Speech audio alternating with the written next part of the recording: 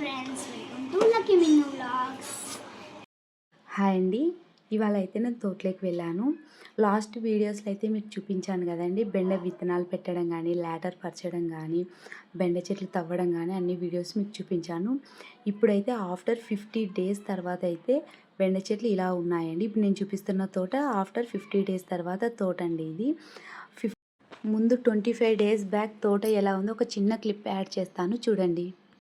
After 25 days తర్వాత అయితే భూమిలో విత్తనాలు పెట్టిన 25 డేస్ తర్వాత అయితే ఇలా ఉందండి తోట. లక్కీ వాళ్ళ నాన్నమ్మ చూడండి ఎలా తాగుతున్నారో. వర్షాలు పడటం వల్ల బాగా గడ్డి అంతా మొలిసేసింది. వాటిని అంతా కుళ్ళలో పెట్టి అంతా గడ్డి తవ్వించిన తర్వాత ఆఫ్టర్ 50 డేస్ తర్వాత ఇప్పుడు మీరు చూస్తున్న తోట వచ్చేసి 50 రోజుల తర్వాత అండి. సో ఫస్ట్ కటింగ్ అయితే స్టార్ట్ అయిపోయింది. బెండకాయలు ఎప్పుడైనా కానీ భూమిలో విత్తనాలు పెట్టినప్పటి నుంచి 50 డేస్కి కటింగ్ స్టార్ట్ అయిపోయింది. డే బై డే కటింగ్ అయితే ఉంటాయండి. మా తోటలో అయితే బెండకాయలు మొత్తం మా ఆయన అయితే బెంగళూరుకి పంపిస్తాడండి. బెంగళూరులో మాకు వాళ్ళు వచ్చేసి 20 రూపీస్ అయితే వేసిస్తున్నారండి కిలో. మీ సైడ్ కాస్ట్ ఎలా ఉందో మీకు తెలిస్తే నాకు కామెంట్ చేయండి.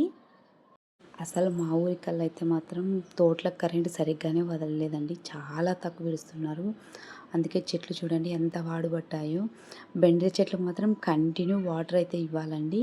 డే బై డే కోత పడతాయి కాబట్టి ఖచ్చితంగా వాటర్ బాగా ఇస్తుంటేనే బెండకాయలు క్వాలిటీ కానీ క్వాంటిటీ వైజ్ కానీ చాలా బాగా వస్తాయి.